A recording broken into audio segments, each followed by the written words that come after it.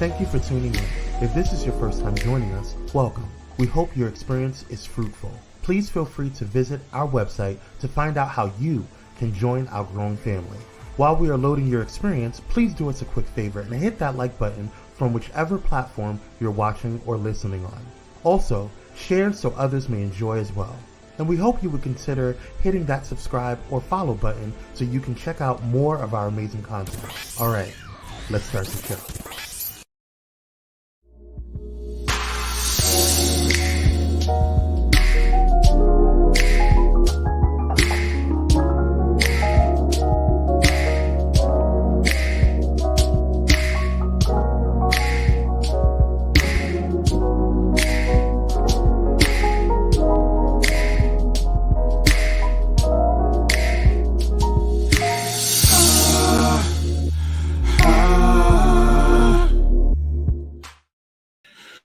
Woo! How are you doing today, Manal? Oh man. I'm doing all right. I'm really in a deep thought kind of mode right now. A lot of Okay, contemplation. I like But it's that. good. It's I good. like that. I'm. Yeah. I have been getting a lot of clarity as of lately, and different revelations just dropping in my spirit. I am absolutely in love with this season. I'll tell you, fall, love, love, love, love, love. All right. It's the only thing that I have an issue with is the California weather. I wish it would make up its mind. Are we doing cold? Are we doing hot? Are we doing like in between? So I know how to dress. I'm tired of going to work and it's hot and coming home and it's freezing cold. I just, I don't, you don't know how to dress. When it's getting cold out there right now? It's getting a little nippy, a little goose nibbly, Really? if you will. Yes. Oh wow. Yeah, not too cold, just enough to give you the chill bumps, But Mm. Now we're it's getting some definitely nice fall weather out here in St. Louis. really so it's cold or hmm all right. No, it's nice. It's nice. It's like in the 70s for the Ah, most part. There's a slight chill. It's nice enough to walk, but you can still wear shorts if you want to. okay. Yeah, we Mhm. yeah. California's old raggedy ass weather. Yeah. But aside from that, things have been good. We have an amazing show planned for you all tonight, and I am just excited to get into the things of the things tonight. Tonight, we're talking about Yeah. discernment. We're Mm. talking about discernment, what it is and what it is not. Okay. And so we're going to get into definitions and stuff here in a minute because you know how I like definitions because definitions give us the clarity. There's no guesswork. We know what we're talking about when we have definitions. But before we get to that, we got to give y'all our class and our ass of the week. Oh, people been cutting up. Yes, completely cutting up. But before we get to the ass, I want to introduce the class of this week. The class for this week is none other than T.S. Madison. She is a media personality. The reason why she is the class of the week is because she is an amazing testimony of what you can do with endurance, what you can do through resilience, and having the odds stacked against her. She has become someone who is amazing and a force to be reckoned with in the media. For those of you that don't know, she is transgender. I know you can't tell by looking at this picture because this picture, she is everything. She is beautiful in this picture. But when you listen to her story, she started out doing. Can we say sex work on this? She started out Sex work. doing. She started out doing sex work. Okay, Mhm. and she graduated from there to another line. She was doing it on film, and then from there, she started doing social media, and then that's when the mess hit the fan, so to speak. She took the world by storm. When she sat down and she started just giving commentary on different things and speaking to different social issues. She kind of hit mainstream when she became the co-host on the Queen's Court. Her and Kaya used to sit down and read the culture for filth, and it was hilarious, but it was also salacious. They fell apart, and Kaya went back to her basement, but T.S. Madison, she kept pushing, and she has been in movies, TV shows. I looked up and seen her in Glee. I didn't even know she was in Glee, but I looked up and saw her in Glee, episode of Glee. So she's amazing. Hand claps for T.S. Madison. Let's give it up for her. Yay! All right, but for every class, there has to be an ass. The last back seat. The last back seat. The ass. This situation annoyed every ounce and every inch of my soul. You want to go ahead? You want to go ahead and let the people know what's going on here, Manon? Okay. So what's happening is this is a youth gymnastic event. Okay.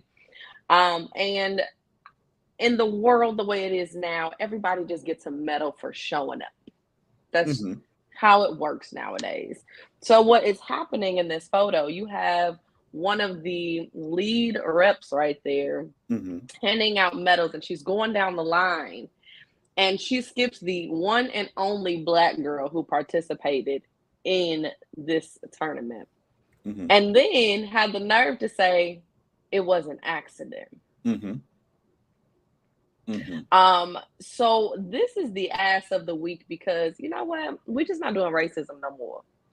Don't just get to outright dismiss and act as though we are not there, we are not present, we are not being great, we are not equal. Like, you're just not going to be able to do that anymore. Right. So you are the ass, because we are addressing this terrible, horrible behavior. Can I also just add, they didn't acknowledge her before the event was over either. They had to wait till after the event was done and then investigate, as if this stuff isn't on camera.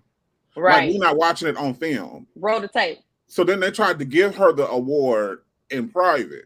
No, I want my award in front of everybody else like they got theirs. Big old stage. That's where she needs her medal. That's where she needs to receive it. Absolutely. So she's definitely the ass of the week. All right. Well, we didn't stop there. We have other amazing things that we're going to discuss. We're just going to take a quick peek. We're going to take a quick peek into pop culture. Okay. Colorado and Oregon had a football game here recently, Manal. You're going to help us take this quick peek real quick here. And because she had to tell me what's going on, y'all, because when she sent me this, I was like, I thought she was sending me pictures of like cute dudes. That's what I thought it was. I mean, they hide and stuff. But right. These are okay dudes. But I was going to give my opinion. But then she let me know exactly what was going on. Please let us know. Fill us in, Manal. What's going on here? Well, first of all, I didn't mean for my hair to match their uniform. That wasn't the goal. Anyway, so what's happening is these are photos from this past weekend when Colorado played. What is the school? Oregon. Thank you. I'm looking at it. When they played Oregon, and the problem is not that Oregon won. The problem is that you have these two men of color who are sitting here. They're mocking Deion Sanders, mocking him now that they've won. And my problem with this is, Walter, this photo is giving. I haven't seen Lion King before, and I don't know my place in the circle of life. Like, on Deion's shoulders, you stand.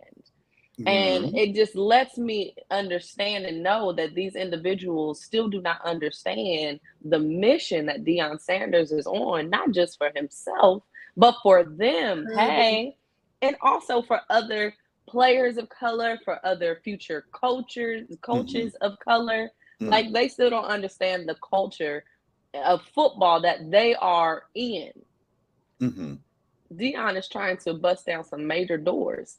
And instead of, being gracious winners, saying thank you for this competition, thank you, Deion Sanders, for all that you've done. You Mhm. are worthy opponents. Yeah, we beat y'all, but thank you. Like, they So decided to get on social media and mock him. playing devil's advocate, okay. Isn't Uh-huh. that the nature? Isn't it the nature of the game to talk crap, though? Isn't it the nature of the game to let your opponent know we didn't just beat you, but we spanked that ass? Isn't that normal Here's my um problem though. banter? Here's Uh-huh. Go ahead. here's my problem with that. My problem with that is, again, in the season that we are in as people of color, Mm-hmm. we are working very diligently on so many different fronts to continue to push us forward as a people, as a culture, and be Mm-hmm. able to have opportunities that most of us have never even thought of before. Mm-hmm. And so, yes, in the spirit of competition, talk your smack. But at some point, you need to be able to turn that off and recognize that it's your brother standing next to you. It's your brother that's standing in front of you. It's your brother whose shoulders you are standing on. And we Yeah. need to move together as a unit. It Mm-hmm. doesn't matter what team you're on, you are still a person of color. It doesn't matter Mm-hmm. what team that you're on, you are still a form of entertainment to most people, not a Mm-hmm. person. And so you These are have to true be able to facts. put that to the side and consider the ultimate goal, which is creating a world where a person of color can be a worthy athlete and a worthy coach, and eventually a team owner. Like, these are major doors. You know how many black people own teams? Like, it's almost non-existent. And so, Okay. like, understand the purpose, understand the mission that you're on, not just as a player but also as a person of color. And I Got it. see my black women doing it in tennis right now. So I know it's possible. Oh yes. Oh yes. Oh yes. Oh yes. All right. Well, dad football player guys from Georgia. I mean from Oregon. That's Bad. a no. All That's right, a no, no. no. Now, in other pop culture news, Remy Ma and Pat Poose are going through it according to the blogs. According to the blogs, Remy Ma has stepped out of her relationship with Pat Poose, and she has been unfaithful. She had an opportunity to address it and to dead all the rumors, but she didn't. There is a video going around where there was a battle rap. And for those of you that don't know who Remy Ma is a battle rap legend. Okay. She is Yeah. also known, I would say she is most recently best known for the Sheether that she put out on Nicki Minaj, where it was an absolute bloodbath. I'm sorry. That I would never want anybody to rap about me the way she rapped about Nicki Minaj and Sheether. Go Google that. I promise you, you'll enjoy it. Um, but so she's a battle rap legend. Pat Poose is also, people don't know this, he is a rap legend as well in terms of like his lyrics, amazing. His bars, amazing. As a matter of fact, people thought he shadow wrote the diss track to Nicki Minaj. Anyway, that to the side. He stood by her while she was in jail for a few years. And they're saying now that after she has gotten out, they've gotten all of this notoriety. She has been unfaithful. There's a scene. She started a battle rap league, and its goal was to focus on women. However, they do include men. The man got on stage and he was very, very disrespectful to Remy Ma. I decided not to include the clip because he's calling her all kind of B words in her face, by the way. So not out of in her face, being a little aggressive, in my opinion, towards her. And then he's kind of trying to put her out there in a negative light without any confirmed facts. There are not confirmed facts. There is just a photo of her sitting at dinner with another man. Okay, and then there's a rumor about Pat Poose and this gentleman getting into an argument. One thing I do like that the general public is doing, they're kind of splitting. Whereas it used to be, if this was to come out about a woman, everybody will be damning her to hell. But there seems to be an increase of people who are at least saying, can we at least get the facts before we jump to the conclusion? And this is one thing that I like about what's going on. Not only is the general public doing it, but vlogging other vlogging entities are also saying, let's wait and see what the facts are, because Papoose is yet to speak out about it. Remy Ma is yet to speak out about it. And then the other gentleman that is the alleged side piece has yet to speak out about it. So when I see things like this about other people's relationship, my thing is, let's mind our business and pray for the best. There are kids involved in this. This is a family, and I definitely don't want to see them break up. What are your thoughts, Manal? Well, I mean, I agree with you. I wasn't there. I don't know. I didn't do it. She wasn't with me. So it's like at some point, you got to say, let them handle their business the way they need to handle it, because we don't know. We don't know them. We don't know their story. We don't know what they got going on. They might have some agreements and, some information got out, so we don't really know what's going on. Absolutely. The best thing that we can do is take some inventory of our own realities and make sure that we are not living lies. Absolutely. Allegedly, the side piece has terrible skin. That's all I got. Absolutely, cupcakes. Now, I also want to say this. I want to take this as an opportunity to say this. Men, stop being so salacious and vicious when you go at these women. I do understand we're living in a day where we want to, everybody equal rights, equal this, equal that. But there is a way to check somebody without being so, at least a female, without being so aggressive and so ridiculous, to where you're calling her all kind of B words and all kind of ridiculous names, especially to her face. And I remember when I was going through my divorce, Manal, and I got so mad I was calling my ex-wife the B word, and my older brother stopped me. Now, if you know my older brother, his mouth is worse than mine.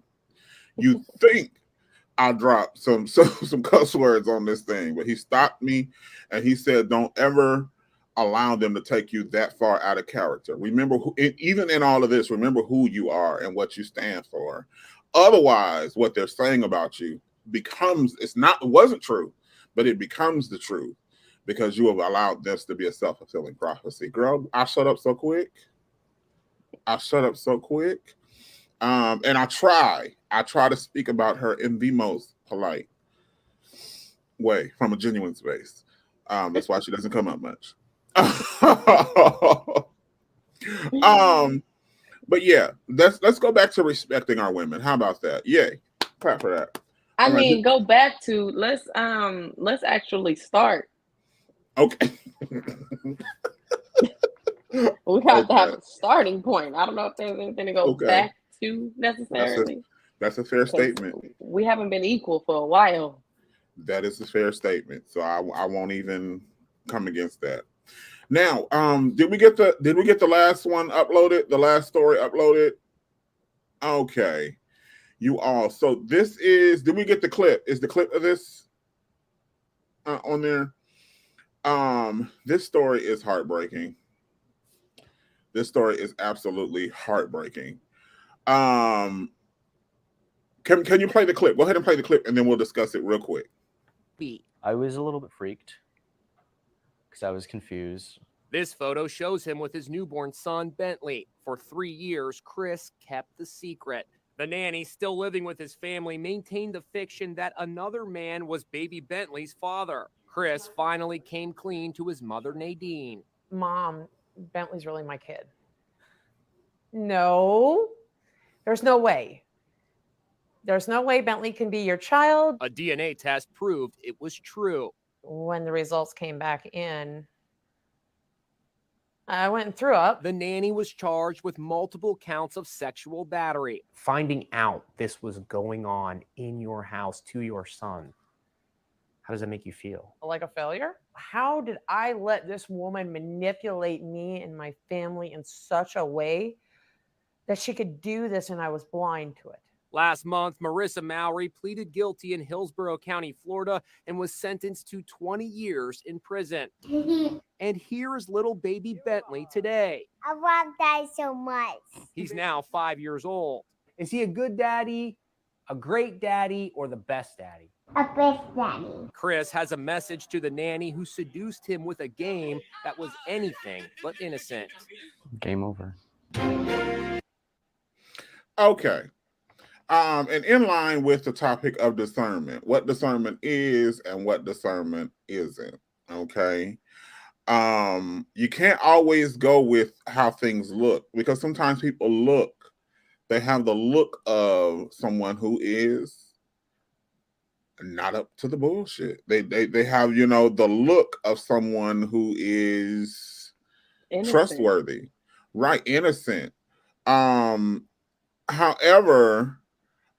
yeah, absolutely, Uncle Kai. Roberta Kelly went to jail, but 20 years.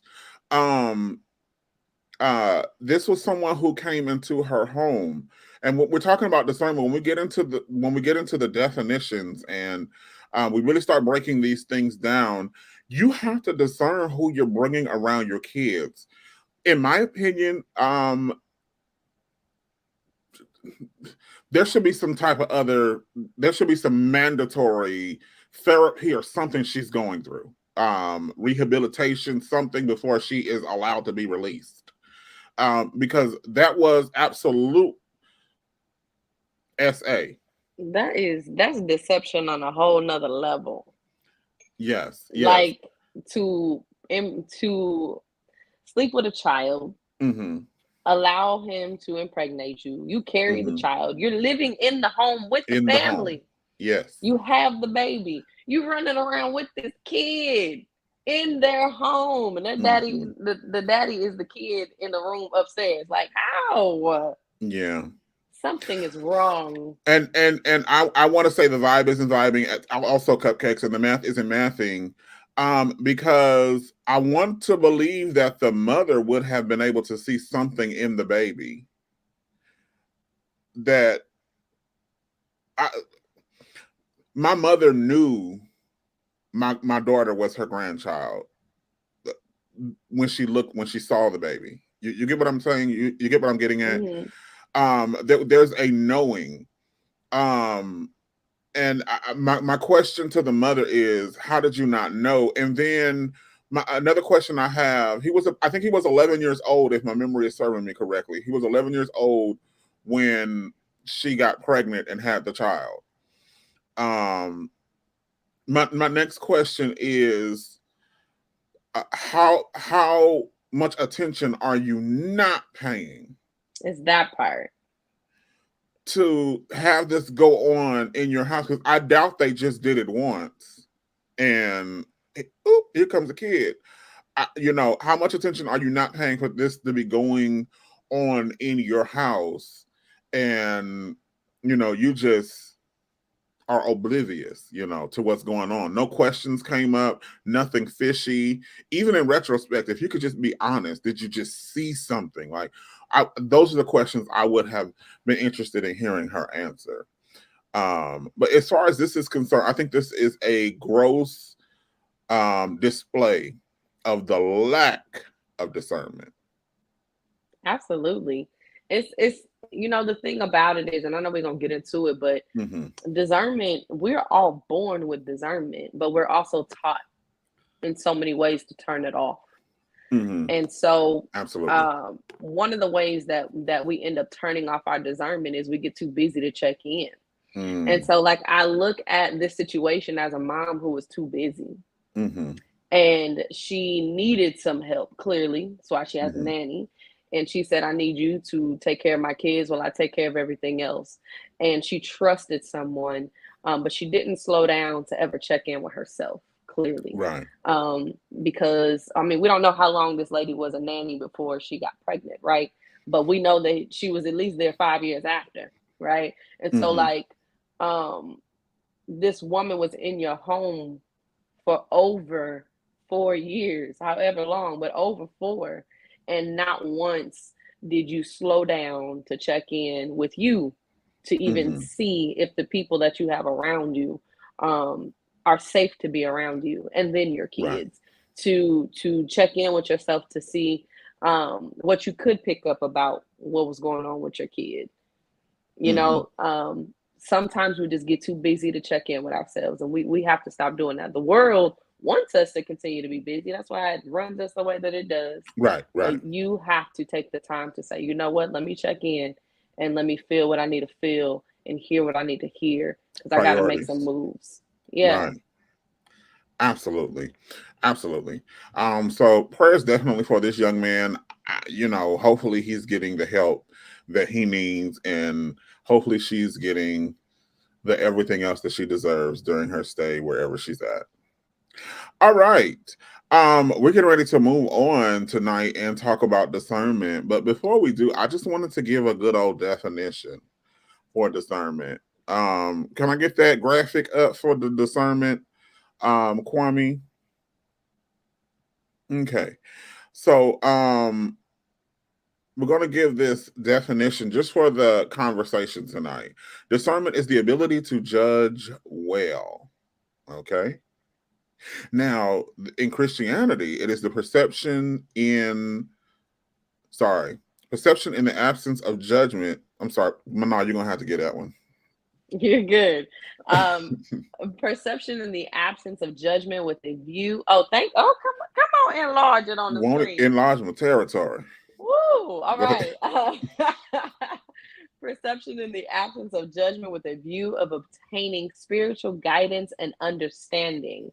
Without providing for a time of healing and discernment, there will be no hope of living through this present moment without a shattering of our common life.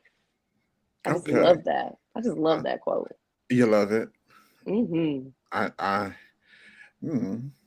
It didn't hit my shata. It didn't hit my shata. It don't sound like it came from someone of Negroid descendant.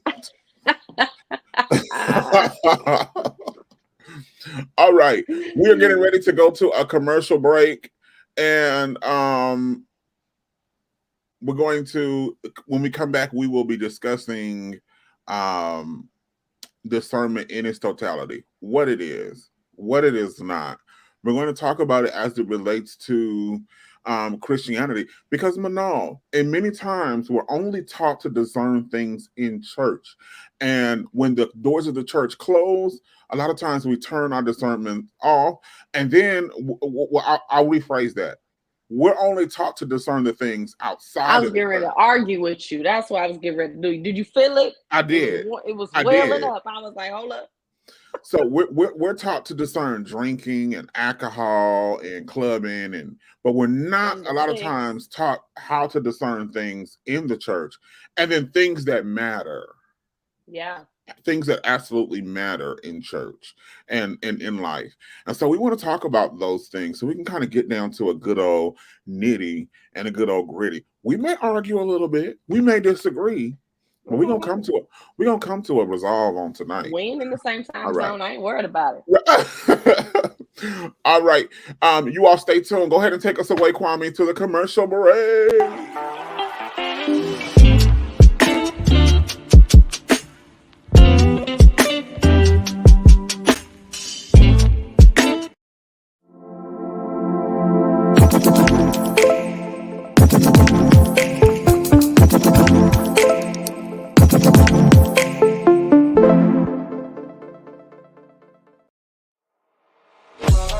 In a world filled with diversity, where radical faith and progressive believers come together, there's a place that's breaking all boundaries and embracing believers from all walks of life.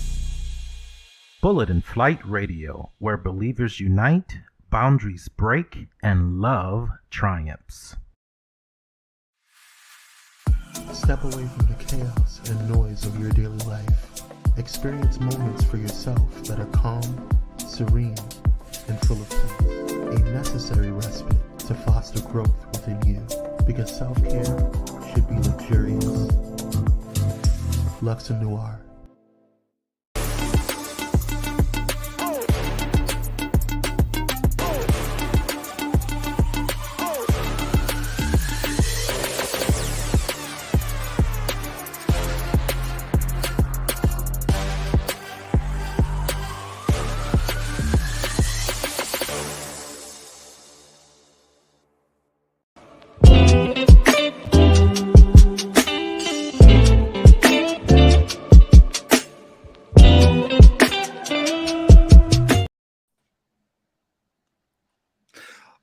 right. Welcome back. All right. So, Manal, we're getting ready to talk about discernment, and I love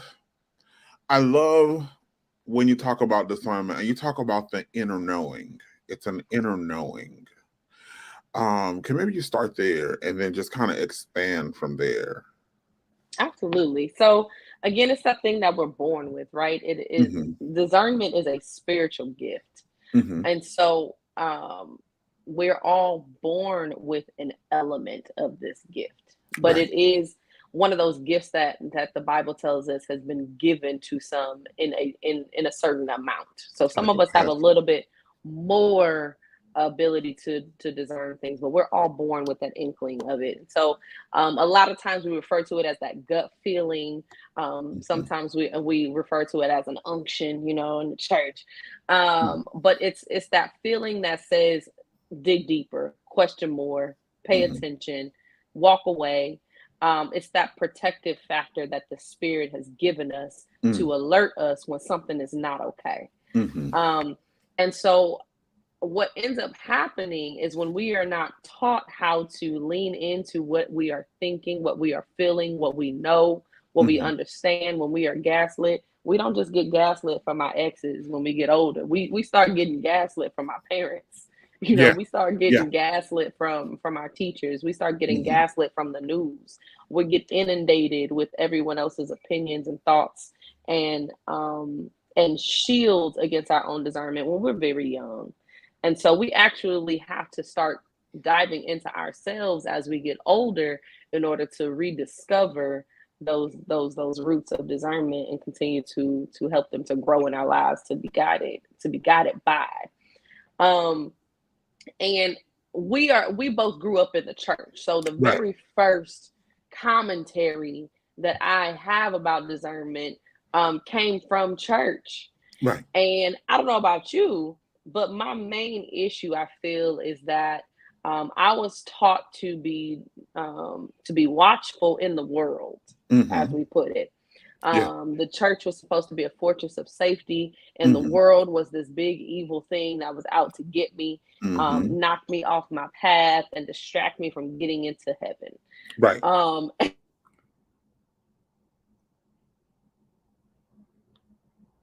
Of the church. And one of the biggest challenges for me, and trust me, y'all, I'm working through it, is that my hurt came from the people inside the walls. Yeah. My challenges of looking at the prophet who is ordained and has an opportunity to minister and teach a youth group, but is molesting boys and still gets to come up for altar call to put his hands on people. That's what I grew up seeing. And there was no explanation for that. But I knew what I knew and I felt what I felt. And so one of the beautiful things I think that you can ever do for yourself or anyone is to teach them to lean into what it is that they are thinking and they are feeling, and dig deeper and ask questions. Okay. Absolutely. When it comes to discernment, I think we also have to take into account our bloodline, our lineage. Okay. So there's some things in life that we discern spiritually, right? They are discerned spiritually, but there are other things that we have to discern naturally as well. And then there's discernment given to us by God, and then there's discernment that we learn. Okay. And I think this is why we're losing a lot in this generation, because there's so much lying going on. Okay. And I think I shared this before. One of the benefits I had, my father and I did not get along for most of our time together. For those of you that don't know, my father passed when I was 16 or 17 years old. It's been a while, but I was about 16 years old. We did not get along. Once we started getting along, he started sharing different things with me that would guide me through life. and these were discerning thoughts, you know, how to discern an atmosphere, how to operate in different atmosphere. When you see this, you know this is getting ready to happen. I wasn't raised in the streets. I was raised in the church. But my father, my mom was Jesus, Jesus, Jesus, Jesus, Jesus through and through. My dad was Jesus, Jesus, Jesus, Jesus, but you still got to know how to act in the streets, and you still got to know how to act at a party, and you know, you got to know how to recognize this ain't the blunt you want to smoke. You know, this ain't the drink you want to drink, type deal. So he would begin to teach us different discernment, and then he would talk to us about things that just didn't mesh well with our family in our bloodline. So my dad was of the mindset, people will try drugs. It's okay to, you know, people will try drugs, you know, hopefully they don't get addicted. But he would talk to us and he would say, in our family, we don't try drugs because we tend to get hooked on them easier than other people. And when I was younger, I was like, stupid, drugs is drugs. That don't mean nothing. But the older I get and the more I've seen things in my family, I'm like, this man was on to something. There was something in our bloodline. And then the more I'm becoming more aware of my African roots and how our wisdom and our religion and our spirituality was passed down orally, you know, from the previous generation, I see he was really acting as an elder in my community by giving me this, teaching me this discernment and giving me this discernment so I wouldn't find myself ignorant when I found myself in different atmospheres. And then one thing my father would get in trouble for, and we getting ready to go deep here, y'all. We getting ready to get into it. One thing my father would get in trouble for is he didn't care who had the mic. He would tell me, he said, that man put his pants on just like I do. that man get horny just like I do. That woman put her skirt on just like your mama. Don't be in there idolizing them people. They do the same kind of stuff that you do. Now, my mom, she was on some, you know, touch not mine anointed and do my prophet no harm. Right? That was my mom, you know. My mom down. I don't want to get on here and say, I don't want to get on here and say that my mom was just, you know, an airhead. But when it came to the things, when things got spiritual, it's like my mom would just check out on some level. And we like, wait a minute, you are a genius over here with civil rights, but you're just gonna let this pastor get away with this ish? You know, these type deals. But my father would be like, no, you check it. You check it at the door. You check it. You feel me? And then you don't let it happen to your family. You don't let it happen to you. And so he kind of taught us that discernment in the house of the Lord. But I do realize that that's not a common thing. So I want to address the question, if you could put it back up there. Absolutely. Was it discernment or learned experience? It sounds like what you were explaining is learned experience. You touch a power socket, you learn it will electrocute you. You have a feeling about energy. And I just want to say, so what was really important, and thank you for that question. We're talking about the ability to perceive, understand, to be able to read something clearly. And I love that, Walter, you said that, because there are some things that are absolutely founded in our experience. They are founded in wisdom. Right. And wisdom does help you discern better. Right. But I believe that discernment is the spiritual force that helps you to guide, perceive and judge. Absolutely. And so that's me. That's my understanding of it. I think that again, we are human people having we are spiritual people having a human experience. And so I think a lot of the issue is that we're not taught spirituality, but we're taught religion, we're taught family rules, we're taught social expectations, you know, we're taught government laws, but we're not taught spirituality, and we're not taught the rules of spirit. And so not being able to access those truths are what is guiding so many of us down the wrong path. And like you said, idolizing people who we should never idolize, and not because of who they are, but because they're just another human being. That part. And so when we are taught to reverence these individuals, just because of their positioning, or just because they helped so and so this one time, you know, whatever it is, because they're our elder, or whatever it is. When we're taught to reverence these people without actually judging their character and being able to actually be in tune with what we are picking up from these individuals, it silences our spirit, it silences our voice, and it puts our personal growth in a box, because now I'm telling parts of me to be quiet. I'm telling parts of me that it's not true. And so now when I actually need to utilize my discernment muscle, I have been taught to not even flex it, so it's weak. But I still have to go out in the world. I got to date. I got to go out in the world, and I got to choose a job. I have to choose the correct church. You know, I have to pick the correct school. I have to guide my kids. And so when religion waters down that spiritual muscle in order to protect and safeguard the bullshit, it actually stalls our progress at the level that it could actually be at. And that's why I feel like this conversation is really important, because we need to tap into that. We need to turn that back on. We need to flex our discernment muscle. And we need to, like you said, remember that everybody puts on pants the same way.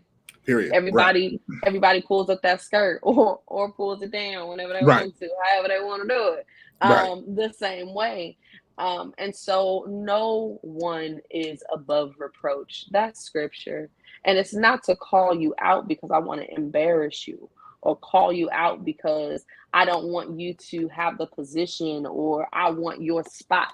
It's to help every single person remember that we are all on the same level, and we are all having this experience trying to reach the same utopia, spiritually and physically. Absolutely. And so it's about grounding everybody, because if you are living a double life and I'm turning off my discernment, then I'm putting myself in a cage and I don't get free. Absolutely. So definitely, we have a clip from Hillsong. Okay. And what tends to happen in religious spaces, in political spaces, is people talk you out of your discernment. Yes. Okay. So you have a feeling, you have a knowing, you have knowledge, right? But they will use words to talk you out of what you know. Okay. But you have to learn how to 10 toes down on what has been revealed to you, right? Not that you can't be wrong, but please hear what we're saying. You know, there's some things that will come up in your spirit that you just know, and you can't let people talk you and convince you out of them. I just want to play this quick clip from Hillsong real quick, if we could.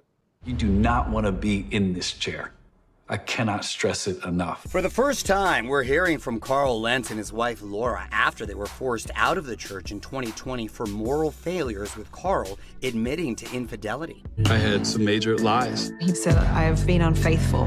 The Secrets of Hillsong is based on the explosive original reporting of the church's scandals by Vanity Fair journalists Alex French and Dan Adler. The church staffer found messages between Carl's mistress, Raneen Kareem, and Carl on his laptop. That started the ball rolling. Carl's affair with Raneen Kareem played a significant role in his downfall, and now the disgraced former pastor is also confessing he had an inappropriate relationship with his nanny, Leona Kimes, who is also a pastor at Hillsong. Laura Lentz, as she says in the documentary, walked in on Carl and Leona in a compromising position. According to Laura and Carl and Leona proceeded to tell Laura that there was nothing going on. Laura told Stacy, the director of our fabulous docuseries on FX, that when she walked in on them, she popped Leona in the head and broke a finger. Carl was fine. It's about to be a girl fight. It's going down in the DM. Go ahead and let us know fill us in what's going on here, Mano. Well, Hillsong is a mega church that they prided themselves on having a huge youth and young adult following, and it was great. I don't know if anyone knows Hillsong the band, but they were birthed out of this church, and so I listened to my Christian alternative. I was a Hillsong fan, and I love their music. But one of the main premise of this is you had this youth pastor who was getting so many people buying into church, into living a saved lifestyle, into service, into church community. And I know we didn't play it, but Justin Bieber is one of the people who followed this particular pastor, and was baptized by him. And one of the selling points, and this goes back to why it's important for us to be very clear that all of these individuals are human, but one of the selling points was that this pastor actually lived what he preached. And so Justin Bieber was the one who said, Justin Bieber gave his life to God because of this individual. Oh, wow. And so one of the reasons why I feel like this is such an important conversation is because it's really important that we do not follow God and lean into our spirituality behind a personality, behind a person. Because what ends up happening is the same thing that happened at Eddie Long's church. He had this major following of people, another mega church. Come to find out, he's sleeping with boys. And more than sleeping with them, he keeping them, And so, again, a large following of people now are no longer connected to God, no longer connected to church, no longer connected to a community because of a man, because of a person. And so going back to the reason why it's important to have discernment is because the scripture says when two or three are gathered, there I am in the midst. And so when God is in the presence, there should not be room for lies, deceits, for secrets, for manipulation. This individual that he was sleeping with was the nanny and another pastor at the church. How is it that this happened? Right? And so we as individuals have to be willing to, yes, call these things out in our own lives to get it right, but we also have to be willing to call other people to the carpet as well. Absolutely. And not in a way of throwing stones at people, because we all have sinned and fall short. But it's in a way to say, you know what? I am not able to receive the way I need to receive because you have a mask on.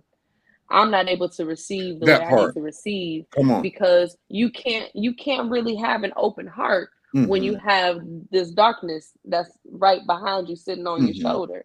And if I'm trying to get free as a person, if I'm trying to move as a community, you are being the weakest link right now. If I can interject right here, it's hard because church culture has become a place that perpetuates and celebrates cowards. Cowards are people who cannot face the truth about themselves and about what's going on. I came to this revelation for some of you don't know. I don't know if I talk about. I think I may talk about it frequently, but I used to pastor for like 15 years, and while I was a pastor, I had this epiphany about midway through there. My first church had split, and I had started a second church.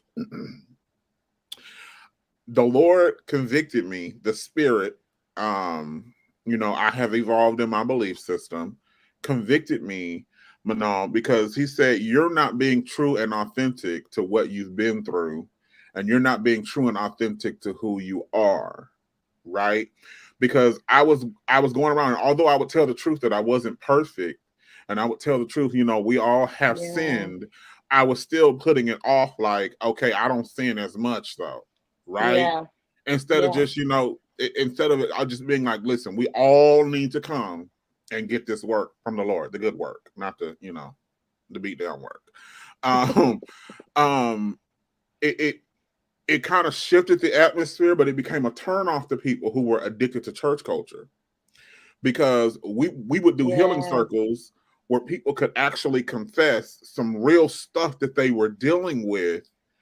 Right now I'm battling my anger. Right now right now I used to smoke weed because I wanted to, but now I think I'm a little addicted to weed. And we would not put them out of the church, right?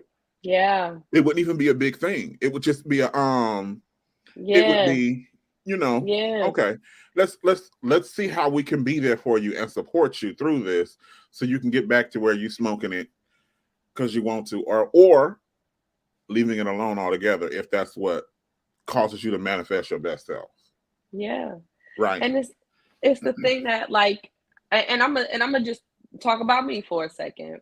There's so many things that I was battling, but did not have safe space for. True facts. And True what ended up facts. happening was I ran into spiritual predators, and Woo! I wasn't ready for them. Right? Can you define spiritual predator? So a spiritual predator is someone who has a little bit more experience and has one up on you, and is able to manipulate your longing for that connection, for that openness, for that freedom, and they use it for their own gain. And so that's what happens when you have an Eddie Long who is manipulating young boys. That's what happens when you have what's the other pastor that was running a sex ring or having prostitutes, or they are Jimmy Swagger? It's so many of them. It's so many of them. And so these spiritual predators are looking for individuals who are open and wanting to be connected to something greater than them, something that they can be a part of. This illusion of love and inclusion, and they twist it for their own gain. So so I wasn't out here sleeping with all the dudes in the street. I was sleeping with the drummer. I was sleeping with the pastor. I was sleeping with the deacon. That's who I was sleeping with, because they knew, yes, we were both human, but there was some elements of it that was predatory. And when you're not able to grow your discernment appropriately, you are left as prey. And I know that you being a young man, you had these lessons from your father, but me being a young woman, I didn't get a lot of these lessons. We were more about we were more taught to find a husband and he will protect you. It was more of that. And so building our own shield so that way we can be protected from the rest of the world, that wasn't a gift that was really given. That was something that had to be developed after foolishness, right? I don't mean to cut you off because we're running out of time here. If and I know you were going to get here. I know you were going to get here, but you mentioned growing in your discernment. So discernment is kind of a journey. Would you agree? Oh, absolutely. What advice, because I don't want us to run out of time before you get here, and I want everybody to pay attention to this. What advice would you give someone who wants to grow in their discernment? We got to do a part 2. Absolutely. Who wants to grow in their discernment? What advice would you give them to start? Something that I did was I quieted the loudest voices who were yelling at me. Whether it was coming from my parents, whether it was coming from, and I'll say this, quieting the loudest voices that had groomed me that I saw were not preparing me for the reality that I had started to face. Mhm. I learned that they couldn't get me to where I wanted to get to. So I had to stop listening. And so I leaned into people or leaned into teachings that allowed me to grow in a way that made more sense to what I was feeling, to what I was sensing. And Mhm. so I started to study a number of things because my journey started out in a religious way because I Mhm. grew up Christian. So I Yes. started looking into other religions. That's where I Mhm. started. Mhm. And so, I would say, quiet those voices. If you know that these individuals are speaking things that are not fruitful to you, stop listening.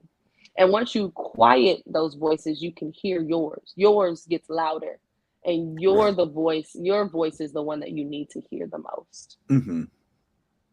Absolutely.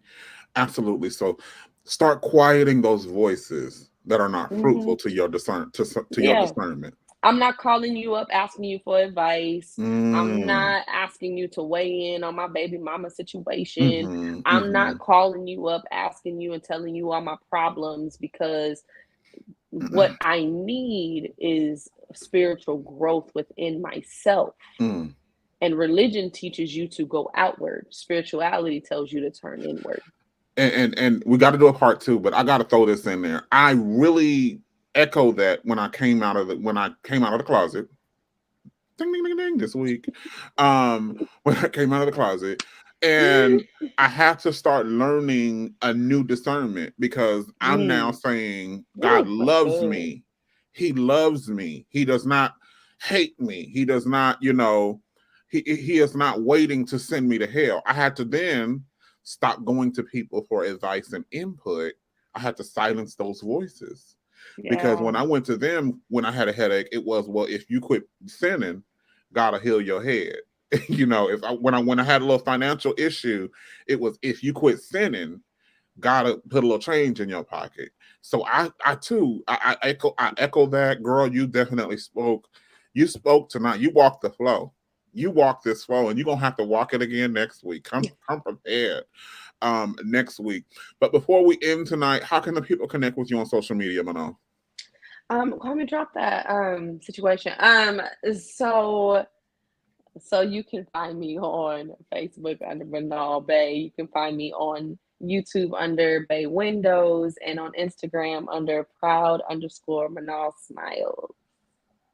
Absolutely. Thank you, Uncle Kai. Absolutely. And then you can find me on all social media, Walt B Connection. We will be here next week for another amazing episode of the Walt Bay Connection. Thank you so much for tuning in tonight. Don't forget to click that like button, share this video, and continue this conversation. Have a blessed rest of your week. Go ahead and take us away, Kwame.